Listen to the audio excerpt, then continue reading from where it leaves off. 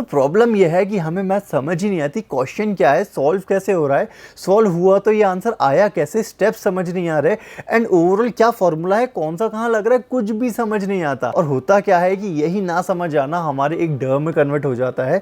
And ये जो डर है ना, ये धीरे धीरे 10 तक आते आते इतना बढ़ जाता है कि हम सोचने लगते हैं कि यार मैथ छोड़ के कुछ भी ले लेंगे पर मैथ्स नहीं कर पाएंगे। तो आज इस प्रॉब्लम के सोल्यूशन के बारे में बात करते हैं। आज मैं अपने स्कूल, कॉलेज और टीचिंग एक्सपीरियंस से आपको बताने वाला हूँ मैथ्स के कुछ ऐसे लेजिट सिंपल वेज जिनको अगर आपने ट्राई किया ना तो मैं एश्योरेंस देता हूँ आप कहोगे कि यार मैं तो मैथ्स से फालतू ही रहता था एंड मुझे ये प्रॉपर टेक्निक पहले क्यों नहीं पता थी। तो इस वीडियो में आप क्या सीखेंगे, इस वीडियो में हम आपको बताएंगे कि मैथ्स में सेल्फ स्टडी करने का सबसे सही तरीका क्या है। साथ में आप जानेंगे कुछ ऐसी टेक्निक्स जिनसे आप फंसेंगे नहीं और अपने टाइम को मैनेज करते हुए मैथ को एक्चुअली सीख पाएंगे। इसी के साथ हम आपको काफ़ी सारे टाइप के जैसे कि फर्स्ट हैंड नोट्स हो गए, शॉर्ट नोट्स हो गए और आपके जो रेगुलर नोट्स है उनको कैसे बनाना है उनके बारे में भी काफ़ी सारी टेक्निक्स एंड टिप्स देने वाले हैं। तो इस वीडियो की टारगेट ऑडियंस क्या है, मेनली हम क्लास 3rd से लेकर क्लास 10th के स्टूडेंट्स के लिए ये वीडियो बना रहे हैं। अगर आप इसके ऊपर के भी स्टूडेंट हैं, अगर आप 11th 12th के भी हैं, जेईई नीट की प्रिपरेशन कर रहे हैं, तो वहाँ पर सिलेबस थोड़ा बढ़ जाता है एडवांस कॉम्पिटिटिव एग्जाम के प्रिपरेशन में। बट ओवरऑल अगर आप मैथमेटिक्स का बेसिक सीखना चाहते हैं कि कैसे आप सीख सकते हैं तो वो सभी क्लासेस के लिए सिमिलर ही रहेगा। तो आपके पास होनी चाहिए एक एनसीईआरटी टेक्स्ट बुक। हमने यहाँ पे रेफरेंस के लिए एक प्रिंट यूज करा है जिससे आपको अच्छे से समझा सके। देन आपको यूज करना है कुछ colour fine tip pens for making notes. उसके बाद आप ले सकते हैं एक रूलर, 15-30 सेंटीमीटर दोनों चलेगा। मेरे पास यहाँ पे मेपिट का कन्वर्टेबल रूलर था तो दोनों एक में काम हो जाता है। देन आपको लगेंगे कुछ एचबी पेंसिल्स, आप मैकेनिकल एंड वुडन दोनों यूज कर सकते हैं। अब क्योंकि मैथ्स का लेक्चर है तो आप एक ज्योमेट्री बॉक्स भी अच्छा ले सकते हैं जो फंक्शनल हो। कुछ अच्छे हाईलाइटर्स एंड नोट्स लेने के लिए आप यूज कर सकते हैं एक प्लेन अनरूल्ड नोटबुक या फिर आप हमारी तरह 100 GSM A4 शीट्स भी यूज कर सकते हैं। तो अब हमारे पास सारे मटेरियल्स हैं, सवाल उठता है कि क्या मेथड हमें फॉलो करनी चाहिए। तो ध्यान से सुनिएगा। यहाँ पे रेफरेंस के लिए मैंने एक क्लास 7th का चैप्टर आप लोगों के लिए ले लिया है। ये है एक्सपोनेंट्स एंड पावर जो कि चैप्टर 11th है। अब आप किसी भी क्लास के स्टूडेंट हो, जो मैं मेथड बताने वाला हूँ वो सेम रहेंगे, सिर्फ रेफरेंस के लिए हमने ये चैप्टर यूज किया है। मैथ्स ना सीख पाने के सबसे बड़े 2 इश्यूज होते हैं। सबसे पहला प्रॉपर गाइडेंस ना होना जो कि एक जेन्युइन इशू है। सेकंड इज अटेंशन स्पैन कम होना। एंड जब मैं स्कूल में था तब तो शॉर्ट्स और रील्स थे भी नहीं, बट आज रील्स एंड शॉर्ट्स का ज़माना है और हमारा अटेंशन स्पैन बहुत कम हो चुका है। तो मैं आपसे रिक्वेस्ट करूंगा धैर्य से समझे कि प्रॉपर टेक्निक है क्या। एंड मैं आपको एश्योरेंस देता हूं कि आपको इसके बाद और कोई वीडियो देखने की ज़रूरत नहीं पड़ेगी। तो ये हमारे पास आ गई है हमारी एक मैथ्स की बुक। अब होता क्या है, जब हम पढ़ना स्टार्ट करते हैं तो ये एक चैप्टर हम क्या करते हैं, हम सीधा आ जाते हैं यहाँ पे एक्सरसाइज पे। तो हम आ गए एक्सरसाइज फॉर एग्जाम्पल 11.1 पे। अब जैसे ही हम 11.1 पे आते हैं तो हमें दिखते हैं कुछ क्वेश्चंस। तो यहाँ पे जो भी क्वेश्चन आते हैं हम उन्हें पेपर पे नोट करते हैं, लिखना चालू कर देते हैं और देख के ही कंफ्यूज हो जाते हैं कि ये 2 to a ये हो क्या रहा है, ये 2 का मल्टीप्लाई a से क्यों कर रहे हैं। एंड यही नहीं, कई बार तो हम सीधा पेज पलटते हैं एंड कुछ इस टाइप के प्रॉब्लम सॉल्व करने लगते हैं। 2 की पावर 8 इंटू a की power 5 divided by 4 3 into a3। And सवाल उठता है कि यार ये कैसे होगा, ये हो क्या रहा है। तो यहीं पे गलती हो जाती है। हमें एक स्टेप बाय स्टेप मैनर में चलना होता है। बताता हूँ कैसे। अब आपको स्टार्ट ऐसे नहीं करना है। सबसे पहले आप अपने एनसीईआरटी का चैप्टर को ओपन कीजिए एंड यहाँ पे ना हम स्टार्ट करते हैं हमारे इंट्रोडक्शन से। अब बचपन में मुझे लगता था कि एनसीईआरटी तो ऐसी ही टेक्स्ट बुक है, मैं रिफ्रेशर्स और गाइड खरीद लेता हूँ उनसे पढ़ूंगा, बट ऐसा नहीं है गाइस। यहाँ पे आपको कंसाइज मैनर में काफ़ी चीज़ें मिलती हैं जैसे मैं आपको बताता हूँ। तो अब आपको सबसे पहले अपनी एक A4 शीट लेनी है। हम साइमल्टेनियसली समझेंगे भी, नोट्स भी बनाते जाएंगे। कैसे बताता हूँ। सबसे पहले अपनी A4 शीट लीजिए, उसको आपको ऐसे डिवाइड कर लेना है। ऊपर आपको थोड़ी सी स्पेस छोड़ देनी है फॉर हेडिंग एंड आपको लेफ्ट में एक मार्जिन बना लेना है। उसमें हम कुछ चीज़ें नोट करेंगे, बाद में बताऊंगा। इस डिवीजन के बाद आपको सबसे पहले आपकी जो भी चैप्टर की हेडिंग है जैसे एक्सपोनेंट्स एंड पावर उसको वहाँ मेंशन कर लीजिए। एंड जिस दिन ये नोट्स बन रहे हैं आप चाहें तो वहाँ डेट एंड टाइम भी मेंशन कर सकते हैं। अब जो आपने मार्जिन बनाया है सबसे पहले वहाँ लिखिए y। अब ये क्वेश्चन आपको हमेशा खुद से पूछना है कि एक्सपोनेंट्स एंड पावर में पढ़ तो रहा हूँ बट अगर नहीं पढ़ता तो क्या हो जाता एंड मैं क्यों पढ़ रहा हूँ उस चैप्टर को। तो इसके आंसर के लिए सिर्फ अपने एनसीईआरटी का इंट्रोडक्शन पढ़िए। यहाँ पे क्लियरली मेंशन्ड है कुछ क्वेश्चंस। जैसे ये आपसे पूछता है कि यार अर्थ का मास अगर ये है एंड यहाँ पे अगर यूरेनस का मास ये है तो बताइए ज़्यादा किसका मास है। तो अब ये देख के बताना तो बहुत ही मुश्किल है कि ज़्यादा किसका है। फिर अगला सवाल है कि सन और सैटर्न अगर इतनी दूर है एंड सैटर्न एंड यूरेनस अगर ये 14390000 मीटर दूर है तो क्या आप बता सकते हैं दोनों में से दूरी कम कौन सी है। तो अब यहाँ पे ना आपके मन में सवाल उठेगा कि हाँ यार ये इतने बड़े नंबर्स हैं, इनको पढ़ना मेरे को पहले 0 गिनने पड़ेंगे। 0 1 2 3 4 5 6 7 8 यहाँ पे बस गिना, फिर आप बता पाएंगे। तो ओवरऑल हुआ क्या, आपका टाइम काफ़ी बढ़ गया। एंड आप देखना मैथ्स में ये बहुत होता है कि आपका ये जो टाइम है ना, इसी को बचाने के लिए हम सिर्फ प्रोसेस छोटी करते जाते हैं। ये मैंने मैथ्स में काफ़ी चैप्टर्स में होते हुए देखा है कि कैसे बड़े काम को हम कुछ नोटेशंस एंड कुछ फॉर्मूलाज यूज़ करके उसको छोटा कर सकते हैं, अपना वर्कलोड रिड्यूस कर सकते हैं। तो ओवरऑल ये बात तो बिल्कुल सही थी कि हम इतने बड़े चीज़ों को एकदम नहीं बता सकते, तो इसकी हमें सोल्यूशन की ज़रूरत थी। एंड यही सेम चीज़ मैंने मेरा जो वाई सेक्शन था उसमें मैंने नोट भी कर दी साइमल्टेनियसली कि भाई ये प्रॉब्लम था एंड इस प्रॉब्लम का मुझे सोल्यूशन ढूंढना है। जो लोग ये सोच रहे हैं क्या एनसीईआरटी पे पेन चला दिया, डरना मत यार। जितना अपनी एनसीईआरटी टेक्स्ट बुक को यूज़ करोगे, उसके ऊपर पेन कॉपी लिखोगे, उतना ही आपको ज़्यादा याद रहेगी। आपको बुक सेव करके अगले साल बेचना नहीं है, आप उसको खूब यूज़ करो, उतना ही आपके लिए बेटर रहेगा। आगे बढ़ते हैं। वाई तो हमारा सॉल्व हो गया। नेक्स्ट चीज़ आप लिखिए हाउ, कि भाई हमारा जो प्रॉब्लम आया है उसको अब हम सॉल्व कैसे करें। तो इसका सोल्यूशन भी अगेन नीचे ही मिल जाता है। आपने यहाँ देखा कि यहाँ पे एक हेडिंग डली हुई है एक्सपोनेंट्स। अब सवाल पहला यही उठता है यार कि एक्सपोनेंट्स क्या होता है। एक्सपोनेंट पहली बार सुन रहा हूँ, डरिए मत, धैर्य रखिए, अटेंशन स्पैन को बढ़ा के रखिए एंड आगे पढ़िए। We can write large numbers in a shorter form using exponents. अच्छा, अब आपको क्या करना है, हमने पढ़ा और चला गया, ऐसे ये पढ़ना नहीं होता, आपको ना समझ के पढ़ना है। मैं हमेशा अपने क्लासेस में बोलता था कि यार we can write large numbers, हम बड़े नंबर्स को लिख सकते हैं इन अ शॉर्टर फॉर्म, छोटे वे में, यूजिंग एक्सपोनेंट्स, एक्सपोनेंट्स का यूज़ करके। तब ये तो समझ में आ गया कि बड़ी चीज़ को छोटे वे में जब हम लिखते हैं तो वहाँ पे एक्सपोनेंट्स कुछ काम की चीज़ है।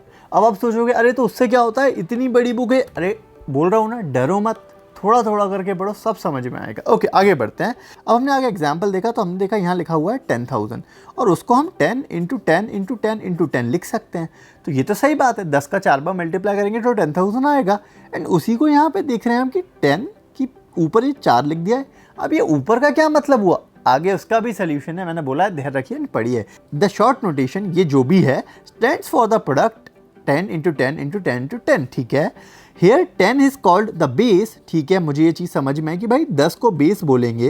And 4 is called the exponent, okay. अब ये जो 4 ऊपर था इसे हम एक्सपोनेंट बोलते हैं, यही एक्सपोनेंट है। That's great. द नंबर ये जो भी है इज रेड एस, अच्छा तो ये जो भी है, जो भी मैं कर रहा था इसको क्या बोलते हैं ये भी पता चल गया। Is red S 10 raised to the power 4, तो मुझे यहाँ से पता लगा अच्छा इसको मैं बोलूँगा 10 raised to the power 4, और भी कुछ बोल सकते हैं, simply as 4th power of 10, ठीक है, इसको ये भी बोल सकते हैं। और आगे भी कुछ लिखा हुआ है, ये जो कुछ भी था, मतलब जो मैंने अभी सीखा 10 to the power 4 is called as exponential form of 10,000। अच्छा, तो 10,000 को लिखने का ये छोटा तरीका है, मतलब 10 के पीछे 4 जीरो थे तो 10 लिख दो और उसके ऊपर 4 लगा दो, तो वो यही इंडिकेट कर रहा है कि ये 10,000 ही है। क्लियर हो गया कंसेप्ट। अब आपने नोटिस किया कि यहाँ पे जो साथ साथ में मुझे इंपॉर्टेंट चीज़ लगी उसको मैं साइमल्टेनियसली नोट भी करता गया इंपॉर्टेंट चीज़ों को। अब ये तो हमें कंसेप्ट समझ में आ गया और हम जैसे ही आगे बढ़े तो कुछ और एग्जाम्पल्स हमने ट्राई किए उसके कि भाई अगर हम 1 लाख लिख दें तो क्या होगा। तो 1 लाख में हमने गिने किया 5 जीरोस होते हैं, तो फिर हमने लिख दिया उसको 10 × 10 × 10 × 10 × 10, यानी कि 10 बार 5 आया। तो हम कैसे लिख सकते हैं, बेस हमारा हो गया 10 एंड 5 हमारा हो गया एक्सपोनेंट। तो सिर्फ एनसीईआरटी का 2 पैराग्राफ पढ़ के आप देखिए हमें कितनी सारी इन्फॉर्मेशन मिल गई। मैंने कैसे 2 पैराग्राफ को इतना डिकोड कर दिया। अब ये सेम चीज़ आप भी कर सकते हैं। अब हम क्या करते हैं, ये हमने पढ़ लिया, अब हम आगे बढ़ेंगे। अब यहाँ पे क्या होता है, हम रेस्टलेस होने लगते हैं जब हम इतना पढ़ लेते हैं। तो यहाँ पे मैं आपको एक एडिशनल टिप देता हूँ, जब भी आप पढ़ें, फॉर एग्जांपल अगर आपने डिसाइड किया है कि एक्सरसाइज 11.1 तक मुझे आज पढ़ना है, तो मैंने यहाँ पे फॉर एग्जांपल देखा कि ये फर्स्ट पेज है, ये सेकंड है एंड ये थर्ड है एंड देन फाइनली एक्सरसाइज आती है।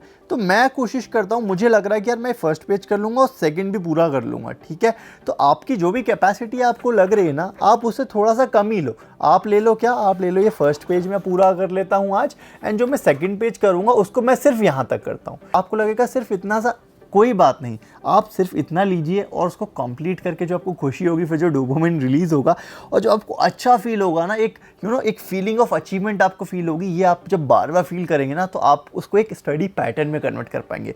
पहली बार में ज़्यादा ले लोगे एंड हो नहीं पाएगा, दुखी हो जाओगे, तो ऑटोमेटिक वो जो रेजिस्टेंस वाली फीलिंग है बनी रहेगी। सो जैसा कि कहा जाता है, इकट्ठा करके फेल होने से बेटर है छोटे छोटे टास्क को अचीव करके एक बड़ा गोल अचीव कर लेना। तो अब यहाँ तक हमें एक चीज़ तो समझ आ चुकी थी कि भाई नंबर नंबर्स लाइक 10, 100, 1000 को तो हम लिख सकते हैं इजीली, बट अगर कोई अजीब सा नंबर आ जाता है, जैसे एनसीईआरटी हमें खुद बोलती है, फॉर एग्जांपल 47561 आ जाता है, तो उसको हम कैसे लिखेंगे? अब ये जो मैं बोल रहा हूँ मैं पढ़ा नहीं रहा हूँ, एनसीईआरटी में जो लिखा है सिर्फ उसको डिकोड कर रहा हूँ, तो परेशान मत होइएगा, सब बुक में लिखा हुआ है, पढ़ो और हिंदी में कन्वर्ट करो और समझो, होता जाएगा सब। तो भाई 47561 है, तो ये एनसीईआरटी बोलती है कि भाई 4 कहाँ पे आया है, 4 के पीछे 4 डिजिट है, तो आपने इसको लिखा 4 × 10,000 प्लस फिर 7561 है, तो 7 के पीछे 3 डिजिट है, 7 × 1000, सिमिलरली 5 को 5 × 100, 6 के पीछे सिर्फ 1 है, तो 6 × 10 + 1। तो बात तो सही है, अगर मुझे 47,561 रुपीज़ खर्च करने हैं, तो मैं 40,000 + 7,000 + 500 + 60 रुपीज़ और + 1 रुपीज़ खर्च करूँगा, तो भी जोड़ के तो वही हो रहा है। तो मैंने क्या किया, पूरे सिस्टम को यहाँ पे ऐसे ब्रेक कर लिया कि भाई मुझे 10 के बेस पे काम करना आता था, तो मैंने उसको ऐसे ब्रेक कर लिया। तो ओवरऑल हमारे पास क्या हो गया, हमने लिख दिया 10,000 को हम क्या लिख सकते थे, हम लिख सकते हैं 10,000 को 10 की पावर 4, तो 10 की पावर 4, फिर यहाँ 1000 को 10 की पावर 3, 100 को 10 की पावर 2 एंड 10 को तो 10 ही लिखेंगे, 10 की पावर 1 लिखो चाहे ना लिखो एक ही बात है। तो यहाँ पे 10 हो गया, तो यहाँ पे हमारे पास ये क्या हो गया, इसका एक एक्सपांडेड फॉर्म आ गया। अगेन एक कंसेप्ट हमने सीख लिया, अब इसको वापस से ट्राई कर लो। नीचे आपको एग्जाम्पल दिए हुए हैं, 6374 को ट्राई कर लो। अब यहाँ पे हम स्मार्ट बनने लगते हैं कि यार आगे छोड़ो आगे बढ़ो, नहीं, जितनी बार आप अपने दिमाग को ट्रेन करेंगे उतना अच्छा रहेगा। तो जब भी आप फर्स्ट टाइम नोट बना रहे हैं, जल्दी मत करिए, धैर्य रखिए एंड उसको लिख के प्रॉपर साफ साफ करिए, 2 से 3 बार करिए, आपके लिए बेटर रहेगा। तो इतना सेक्शन तो अब हम पढ़ चुके हैं।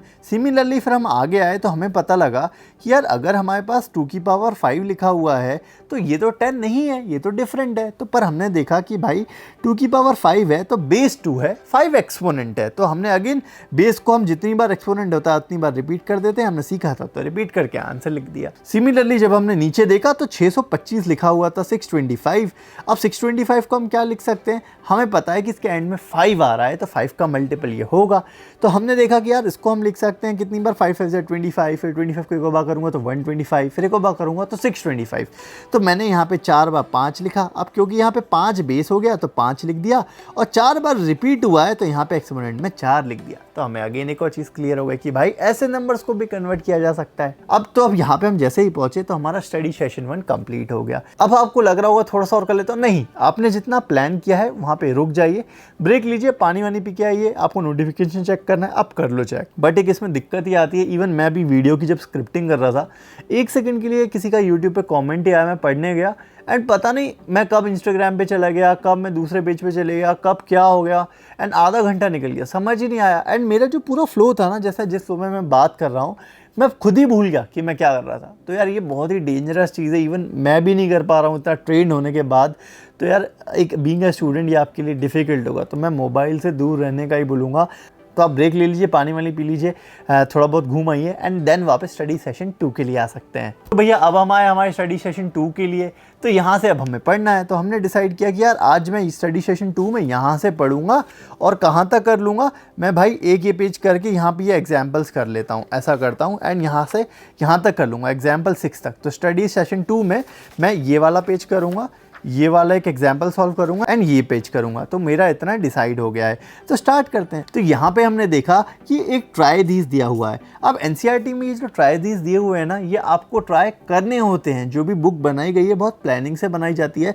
मैं तो स्कूल में हमेशा ने इग्नोर कर देता था कि यार पता नहीं ऐसे लिखे, बट मेरी बात मानिए, बेसिक बनाने के लिए एनसीईआरटी बहुत अच्छी होती है। अब मुझे ये रियलाइज़ होता है एंड यहाँ पे अब आपको क्या करना है, क्या ट्राई करने का बोल रहा है भाई, कर लेते हैं try. Find 5 more such examples where a number is expressed in exponential form. Also identify the base and exponent in each case. हैं? क्या बोल गया, समझ ही नहीं करना मैथ्स। क्या समझाया था? पढ़ने का मतलब सिर्फ पढ़ना नहीं, समझ के पढ़ना, समझ के पढ़ते हैं। Find 5 more such examples. 5 और ऐसे एग्जाम्पल ढूंढिए where a number is expressed in exponential form, जहाँ पे एक नंबर एक्सप्रेस किया गया है एक्सपोनेंशियल फॉर्म में। एक्सपोनेंशियल फॉर्म क्या होता है, वो जो 10 की पावर 5 लिख देते हैं, याद आ गया, ओके। ऑल्सो आइडेंटिफाई, पहचानिए कि बेस क्या है और एक्सपोनेंट क्या है। ठीक है, अब तो समझ में आ गया। तो ये मैंने अब आपसे करने को क्यों कहा, देखिए जब तक हमारे पास सामने टेक्स्ट बुक रखी है, चीज़ें रखी हैं, याद करना बहुत सिंपल है। मैंने मेरी जेई प्रिपरेशन के टाइम पे पूरी क्लास 11th की मैथ्स की बुक पढ़ दी थी, क्लास 12th में आके मुझे कुछ याद ही नहीं था। क्यों? क्योंकि मैं सामने एग्जाम्पल्स रख के सॉल्व कर लेता था, वही सबसे बड़ा मिस्टेक था। एक चीज़ होती है जिसको हम बोलते हैं एक्टिव रिकॉल, इस पर एक अलग वीडियो बना दूंगा, शॉर्ट में समझाता हूँ। जब भी हम किसी चीज़ के बारे में सुनते हैं, जैसे हमने कोई मूवी देखी एंड देन हम कहीं और लोकेशन पे होते हैं, या फिर हमारे इस केस में हमारे पास टेक्स्ट बुक अगर नहीं हो, इसको अगर मैं यहाँ से मेरे सामने से हटा दूँ, अब मैं अगर याद करने की कोशिश करता हूँ कि मैंने क्या पढ़ा। अब आप भी सोचो मेरे साथ, 2 मिनट के लिए आप आंख बंद करो, मैं भी करता हूँ। तो मैंने पढ़ा कि एक्सपोनेंट्स कुछ होते हैं, 10,000 को हम 10 × 10 × 10 लिख सकते हैं। देन हम क्या कर सकते हैं, अब मैं चुप हो जाता हूँ, आपके दिमाग में क्या आ रहा है सोचो। तो अब 2 चीज़ें हैं, या तो आप ब्लैंक हो गए होंगे, या आपने सोचा होगा कि यार हाँ एक्सपोनेंट कुछ होता है, नीचे कुछ होता है, तो आपको थोड़ा सा लगा ना, थोड़ा लोड आया ना दिमाग पे। इसी को हम कहते हैं एक्टिव रिकॉल। जब आप पढ़े हुए चीज़ को वापस सोचते हो ना, और दिमाग पे जोर डालते हो, ये बहुत इंपॉर्टेंट होता है। एक्टिव रिकॉल आप करिए चीज़ों को। तो जब आप ऐसे 5 एग्जाम्पल सॉल्व करेंगे ना, जो यहाँ पे मेंशन्ड है, तब आप अपनी एक्टिव रिकॉल मेमोरी का यूज़ करेंगे एंड चीज़ों को अपने दिमाग में परमानेंट कर पाएंगे।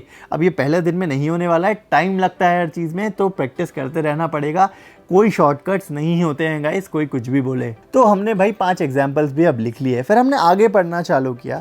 तो हमने देखा कि यार ये एवे कहाँ से आ गए। बचपन में हमेशा लगता था यार ये ABCD मैथ्स में क्या कर रही है, समझ ही नहीं आता था कि वेरिएबल होते हैं, कैसे यूज़ कर सकते हैं। तो मैथ्स में सबसे बड़ा दिक्कत ही ये होता है कि हमें पीछे का ही नहीं आता, तो आगे वाली चीज़ें और वीक होती चली जाती हैं। ठीक है, जैसे बताता हूँ, यहाँ पे लिखा हुआ है कि instead of a fix number, किसी फिक्स नंबर को लेने के बावजूद हम क्या कर सकते हैं, let us take an integer A. अब यहाँ पे आधे बच्चे बोलेंगे इंटीजर है, कि इंटीजर होता क्या है, मैडम तो हमेशा क्लास में बोलती रहती है, मुझे लगता था ऐसा यार।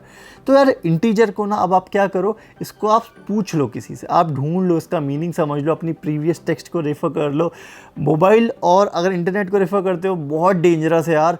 कंटिन्यूस इंटीजर क्या है, पढ़ना हो तुरंत वापस आ जाना, डिस्ट्रैक्ट होने का बहुत डर है। तो प्लीज़ ये वाले वर्ड्स यहाँ तो बेटर है किसी से आप पूछ लो तुरंत, या फिर कहीं अपनी पुरानी टेक्स्ट बुक में ढूंढ लो। तो इंटीजर आपको पता चल गया क्या होता है। तो हमने माना कि भाई ये कोई इंटीजर है, कोई एक नंबर है बेसिकली। ठीक है, अज्यूम कर लिया हमने उसको, एंड एज द बेस। अब ये क्या है भाई, ये बेस है, तो बेस तो हमें पता है, बेस और एक्सपोनेंट, तो ए बेस हो गया हमारा। ठीक है, तो हमने क्या माना कि भाई अगर मैं जैसे 10 × 10 को 10 स्क्वायर लिख देता हूँ, तो क्या मैं a × a को a स्क्वायर लिख सकता हूँ? बिल्कुल लिख सकता हूँ। तो क्या a × a को मैं a की पावर 4 लिख सकता हूँ? बिल्कुल लिख सकता हूँ।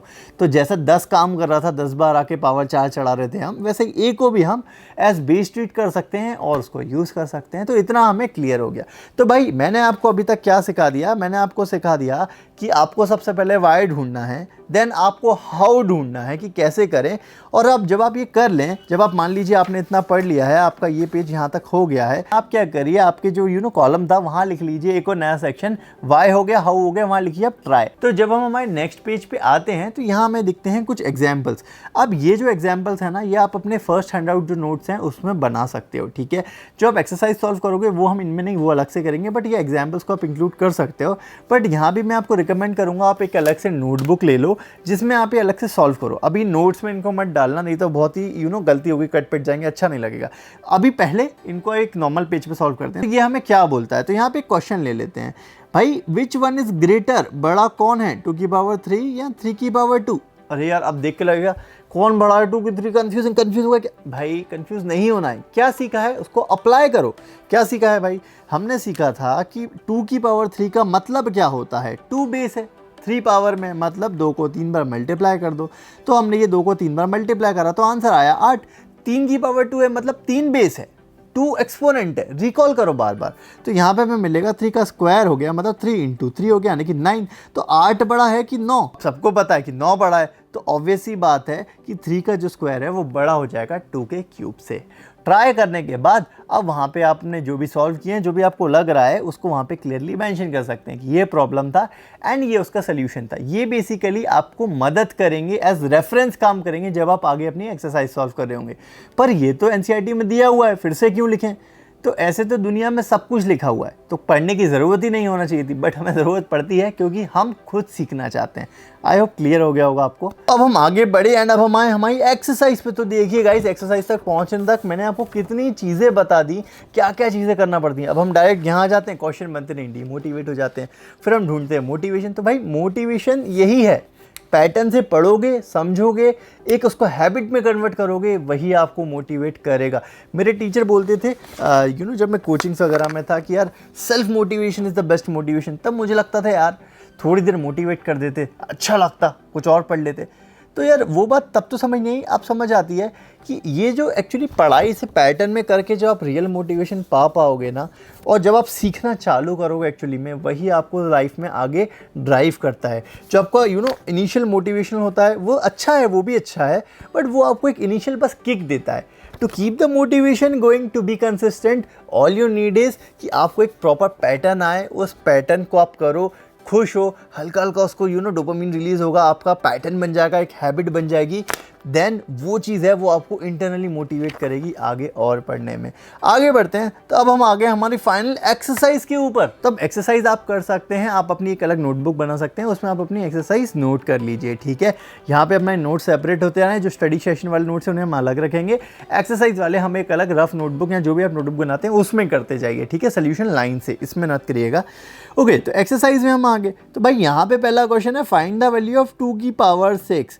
तो हमें अब क्लियर हुआ कि नहीं, अगर आप वीडियो देखते हो तो आपको क्लियर हो गया होगा कि भाई 2 बेस है, 6 एक्सपोनेंट है, मतलब 2 को 6 बार लिखना है। तो हमने लिख दिया 2, ठीक है, और 2 को 6 बार लिखा तो आंसर आ गया हमारे पास कितना, 2 2 4, 4 2 8, 8 2 16, 16 2 32, 32 64। तो 64 इज आवर आंसर, मिल गया आंसर हमें। 9 की पावर 3, 9 को 3 बार लिखना है। 5 की पावर 4, 5 को 4 बार लिखना है। हो गया क्वेश्चन, अच्छा लगा ना। आगे बढ़े तो हमने देखा कि भाई 6 × 6 ये तो हमें पता है, 6 बेस हो गया और 4 बार है तो 6 की पावर 4 लिख सकते हैं। आगे बढ़े तो हमें मिला B ये ABCD फिर आ गया। हम क्या करेंगे, वैसे तो अब आपको यहाँ तो क्लिक हो जाएगा कि भाई B बेस से नहीं होता है, तो अपना जो नोट्स बनाए उनको उठाओ। नोट्स बनाने के बाद देखो कि भाई क्या किया था आपने सिंपली B को बेस मान लिया था, या कोई भी आपने जो वेरिएबल है जो अल्फाबेट है उसको बेस मान लिया था, बाकी उसको सेम 10 जैसा ही ट्रीटमेंट दिया था, वही यहाँ कर दो। हमने क्या देखा भाई, B को बेस मान लेते हैं, तो B अब कितनी बार रिपीट हुआ है, 1 2 3 4 बार रिपीट हुआ है, 4 बार रिपीट हुआ है तो यहाँ लिख दिया 4। ये आपका आंसर आ गया। सोल्यूशन को मत ढूंढना, जो लिखा है उसको रेफर करो और खुद से करने की कोशिश करो। जितना ज़्यादा एक्टिव रिकॉल करोगे उतना ज़्यादा शार्प हो जाओगे, सोल्यूशन देख के आगे बढ़ जाओगे। आज तो बढ़ जाओगे, 10 दिन बाद फिर भूल जाओगे। तो बेटर है आज हम कर लें भाई कि बार बार रिकॉल करने की ज़रूरत पड़े ही ना। लोग अक्सर कहते हैं रिविजन करेंगे, रिविजन इज़ इम्पॉर्टेंट, बट पहली बार सही से पढ़ना इज़ ऑल्सो वेरी इंपॉर्टेंट। तो यही मैं आपको समझा रहा हूँ कि पहली बार सही से पढ़े कैसे। तो ये हमारा चीज़ हो गई है। अब जैसे ही आगे बढ़ेंगे तो यहाँ पे अब आपको और प्रॉब्लम्स मिलते जाएंगे। अब मैंने यहाँ पे क्या किया है, आपको एक गाइडेंस दिया, उसके बेस पे मैंने आपको कुछ एग्जांपल्स बताए। तो अब यहाँ पे आपकी एक्सरसाइज फर्स्ट तो कंप्लीट हो जाएगी। अब मैथ्स में क्या होता है, ये हमने 3 चीज़ें आंसर कर ली, वाई, हाउ एंड ट्राई, ये 3 चीज़ें हमने कर ली हैं। अब हम जब आगे बढ़ते हैं ना तो मैथ्स कॉम्प्लेक्स होती जाती है। आप लोग बोलेंगे यार मैथ्स तो टफ हो रही है, आप कैसे करें। तो देखो समझो, एक जो पैटर्न मैंने नोटिस किया है वो आपको बताता हूँ। जैसे हम जब आगे बढ़ेंगे उसी को देख लेते हैं। तो ये हमारी एनसीईआरटी पे हम आगे आए, यहाँ पे अब लिखा हुआ है भाई लॉज ऑफ एक्सपोनेंट। तो अगेन हमने हमारे नोट्स में हेडिंग डाल दी कि भैया लॉज ऑफ एक्सपोनेंट पढ़ने वाले हैं। क्या होता है laws of exponent, multiplying power with the same base. अरे ये तो समझ ही नहीं आया, क्या लिखा हुआ है भाई। समझो, मल्टीप्लाई करना है पावर्स को, ठीक है, पावर्स मतलब जो ऊपर होते हैं, okay, with the same base, जिनके बेस सेम है। अभी भी समझ नहीं आया, फिर से पढ़ते हैं। पावर को मल्टीप्लाइंग पावर को मल्टीप्लाई करना है, यानी कि जो ऊपर होती हैं, ठीक है, विथ द सेम बेस, जिनका बेस सेम है, मतलब जिनका बेस सेम है उनकी पावर को कुछ मल्टीप्लाई करना है। इतना समझ में आ गया, बहुत है, आगे बढ़ जाओ। आगे बढ़ते हैं, लेट अस कैलकुलेट। एनसीईआरटी हमेशा ना छोटे एग्जाम्पल से चालू करती है, स्किप मत करना, पैटर्न प्लीज़ फॉलो करना है, ठीक है, कुछ भी स्किप मत करना। एक लाइन बहुत इंपॉर्टेंट है, बार बार रिपीट कर रहा हूँ, अपने आप स्ट्रॉन्ग बन जाओगे। एक बार करके देखना, मज़ा आएगा। लेट अस कैलकुलेट 2 का स्क्वायर इंटू 2 का क्यूब। ठीक है भैया, कर लेंगे। 2 का स्क्वायर 2 इंटू 2 2 बार लिख दिया, ठीक है। 2 का क्यूब 2 2 2 3 बार लिख दिया। अब हमने ओवरऑल देखा तो ये क्या हो गया, अरे ये तो 2 2 2 5 बार लिखा हुआ है, और यहाँ पे हमने 2 2 2 5 बार लिख लिया। तो उसको मैं क्या 2 की पावर 5 लिख सकता हूँ, बिल्कुल लिख सकता हूँ। तो क्या मैं जो पावर थी, अगर मैं मोटा मोटा देखूँ कि भैया यहाँ पे मेरे पास 2 और 3 पावर में थे, यहाँ पे मेरे पास 5 पावर में, हुआ क्या 2 और 3 ऐड नहीं हो गए। क्लिक होना चालू हो जाएगा, आपको कुछ कुछ क्लिक हो रहा, ऐड हुआ है। एक और एग्जांपल देखा, सिमिलरली देखा कि भाई यहाँ क्या लिखा था, यहाँ पे भी देखा 403 ऊपर थे, यहाँ 403 ऐड हो गए, पैटर्न समझ में आने लगा। तो भाई यही करना है मैथ्स में। आपको क्या होगा, मैथ्स में सबसे इंपॉर्टेंट होता है पैटर्न समझना। तो आपको पैटर्न पकड़ में आ गया कि ये पैटर्न है, इस पैटर्न में हम कर रहे हैं। तो अब आपको जो हेडिंग समझ में नहीं आ रही थी, अब आपको वो समझ में आ रही है। अब आप पैटर्न आइडेंटिफाई कर पा रहे हैं कि भाई पढ़ना एक्चुअली कैसे है उसको। तो यहाँ पे अब क्या इंपॉर्टेंट चीज़ हुई कि देखो, एक तो आपने पैटर्न पकड़ लिया, दूसरा क्या था, दूसरा यहाँ पे आपका प्री रिक्विजिट नॉलेज बहुत इंपॉर्टेंट है। मैथमेटिक्स में जब कॉम्प्लेक्स क्वेश्चन बनता है वो एकदम से कॉम्प्लेक्स नहीं हो जाता। वो बेसिकली आप इसको ऐसे समझिए, आपने एक बहुत बड़ी बिल्डिंग देखी, बंगला देखा, आपको लगेगा पता नहीं कैसे बना होगा, बट यार उसका बनने का प्रोसेस 1 साल 1.5 साल का होता है। पहले हम गड्ढे करते हैं, फाउंडेशन डालते हैं, फिर एक एक ईंट जोड़ के हम यूनिक स्ट्रक्चर बना देते हैं बीम वगैरह के साथ, फिर उस पर पेंट होता है, फिर पुट्टी होता है, फिर इंटीरियर होता है, फिर और 10 चीज़ें होती हैं, सामान आता है, डेकोरेशन होती है, तब जाके हमें वो दिखता है। सिमिलर मैथ्स है। मैथ एकदम टफ प्रॉब्लम नहीं होता है। हमारी गलती है कि हम एकदम टफ प्रॉब्लम उठा के डर जाते हैं कि भाई ये कैसे हो गया। हमें क्या करना है, जैसे यहाँ पे देखो 2 की पावर 2 इंटू 2 की पावर 3 कोई प्रॉब्लम था तो यार 2 की पावर 2 2 की पावर 3, तो हम ये जो हमारे प्रीवियस हैंडआउट्स हैं, जो नोट्स हैं, हम यहाँ पढ़ के आए ना 3 पेज में कि ये कैसा होता है, ये जो 4 पेज में हमने पढ़ा वही तो यहाँ डायरेक्ट यूज़ हो गया। मैथ्स में यही होगा, जो आप पढ़ के आओगे वो बेसिक बन जाएगा, उसी को लेके वो बिल्डिंग ब्लॉक बन जाएगा। उसी बिल्डिंग ब्लॉक को लेके अगली एक्सरसाइज आती है, अगली एक्सरसाइज में जो आप पढ़ोगे वो बिल्कुल बिल्डिंग ब्लॉक बन जाएगा। वो आपको पता होना ही चाहिए, वो यूज़ होगा और कॉम्प्लेक्स प्रॉब्लम में। ये पैटर्न चलता चला जाता है, छोटा ब्लॉक बड़े में आया, बड़ा ब्लॉक बड़ा और बड़ा और बड़ा और बड़ा, ये प्रोसेस कंटिन्यू होता जाता है। आपके क्लासेस बढ़ते जाते हैं, लेवल बढ़ता जाता है, चीज़ें कॉम्प्लेक्स होती चली जाती हैं। समझ रहे हो? अब मैंने जो बात बोली थी कि ये क्लास 3rd से लेकर 10th तक के स्टूडेंट के लिए है, जेई के लिए थोड़ा कॉम्प्लेक्स होता है, तो बेसिक यही है भाई। बेसिक ये बिल्डिंग ब्लॉक्स ही है जो आपने समझा, इसी को और एडवांस तरीके से लगा लोगे तो आपका JEE Advanced, JEE Mains NEET हो जाता है। समझ में आ गया होगा आपको। तो ओवरऑल इस वीडियो से हमने सीखा क्या? हमने सीखा कि कैसे आपको एनसीईआरटी को पढ़ना चाहिए, एंड देन कैसे आपको नोट्स लेना चाहिए, कैसे आपको इंपॉर्टेंट चीज़ें हाईलाइट करना चाहिए, आपको कैसे अपने वाई, हाउ और ट्राई को फॉलो करना है, एंड कैसे वो बिल्डिंग ब्लॉक्स के तरीके से आप आगे बढ़ते जाएंगे एंड कॉम्प्लेक्स प्रॉब्लम सॉल्व करते जाएंगे। आई होप यहाँ पे हमने आपको काफ़ी डिटेल में बताया और आपकी इस वीडियो ने हेल्प करी है। आपने इस वीडियो को अगर पूरा देखा होगा तो आई एम श्योर आपने कुछ नया सीखा होगा। कैसा लगा आपको ये वीडियो, मुझे कमेंट सेक्शन में लिख के जल्दी से बता दीजिए। साथ ही साथ यहाँ जो भी हमने मीबेट की स्टेशनरी यूज़ करी है वो भी हम नीचे लिंक कर देंगे, वहाँ से आप उन्हें परचेज़ भी कर सकते हैं। मैं मिलूंगा आपको अगले वीडियो में, तब तक आप हमें बताइए आप ऐसे वीडियोस और किस चीज़ पे देखना चाहते हैं।